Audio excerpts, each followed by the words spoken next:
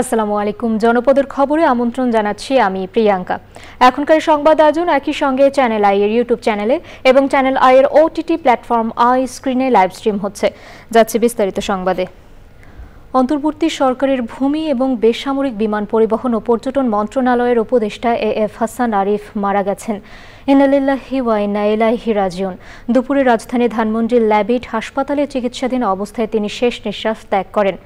৮ই August অন্তর্বর্তীকালীন সরকারের উপদেষ্টা হিসেবে শপথ নেন এএফ হাসান আরিফ। এএফ হাসান আরিফ ২০০১ থেকে ২০০৫ সালের ২৮ এপ্রিল পর্যন্ত অ্যাটর্নি জেনারেল হিসেবে দায়িত্ব পালন করেছেন। এছাড়া ফখরুদ্দিন আহমেদের নেতৃত্বাধীন তত্ত্বাবধায়ক সরকারের আইন, বিচার ও সংসদ বিষয়ক মন্ত্রণালয়, ভূমি এবং ধর্ম মন্ত্রণালয়ের উপদেষ্টা হিসেবে দায়িত্ব পালন করেছেন।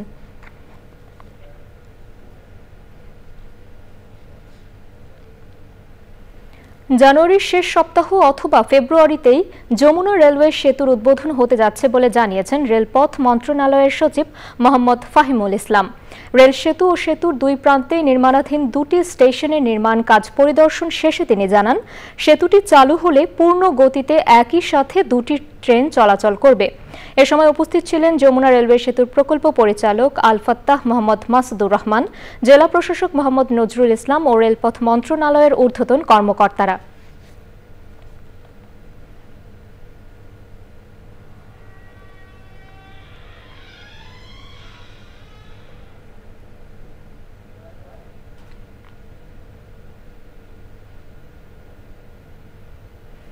এবারে প্রতিনিধিদের পাঠানো তথ্য ভিডিও চিত্রে রাজীব আহমেদের রিপোর্ট।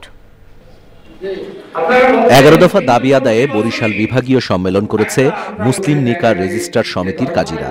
কাজী মোহাম্মদ ফারুক আজমের সভাপতিত্বে প্রধান অতিথি ছিলেন সমিতির সভাপতি মাওলানা শাহ মোহাম্মদ নেসারুল হক।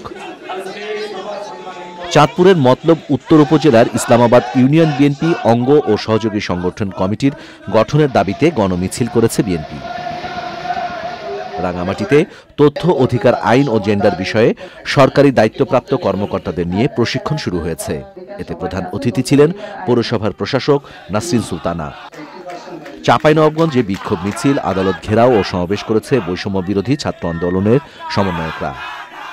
শিশুর প্রতি সহিংসতা ও বাল্যবিবাহ প্রতিরোধ বিষয়ে চাঁপাইনবাবগঞ্জ জেলা পর্যায়ে পরামর্শক সভা হয়েছে। গাজীপুরে ভাওয়াল বদরে আলম সরকারি কলেজের সাবেক ছাত্র সংসদের এজিএস শহীদ তোফাজ্জল হুসেনের ৩৫তম মৃত্যুবার্ষিকী উপলক্ষে স্মরণসভা ও দোয়া মাহফিল হয়েছে। জাতীয় পরিবেশ মানবাধিকার সোসাইটি নারায়ণগঞ্জ জেলা শাখার কার্যক্রম উদ্বোধন উপলক্ষে শীতার্তদের কম্বল বিতরণ ও আলোচনা সভা হয়েছে। নরসিংদী ব্লাড ডোনার ক্লাবের ৮ম প্রতিষ্ঠাবার্ষিকী উপলক্ষে ইসলামিক সাংস্কৃতিক অনুষ্ঠান ও স্বেচ্ছাসেবী মিলন মেলা হয়েছে। ফলাবো ফসল গর্ব দেশ, গণতন্ত্রে বাংলাদেশ এই স্লোগান নিয়ে নোয়াখালীতে র্যালি ও সমাবেশ করেছে কৃষক দল। বক্তৃতা করেন কৃষক দলের চট্টগ্রাম বিভাগীয় সাংগঠনিক সম্পাদক রবিউল হোসেন পলাশ ও অন্যরা। সাভার গলফ ক্লাব আয়োজিত নবম ওয়ালটন কাপ গলফ টুর্নামেন্ট ২০২৪ উপলক্ষে প্রেস কনফারেন্স অনুষ্ঠিত হয়েছে। উপস্থিত ছিলেন ক্লাবের সদস্য সচিব লেফটেন্যান্ট কর্নেল মোহাম্মদ মামুনুর রশিদ খান, প্রধান নির্বাহী কর্মকর্তা মেজর মোহাম্মদ মশিউর রহমান ও অন্যরা। Rajib Ahmed, channel I. জনপদের খবর আজকের মতো এ পর্যন্তই। পরবর্তী কৃষি সংবাদ দেখার আমন্ত্রণ জানিয়ে শেষ করছি। ধন্যবাদ সবাইকে।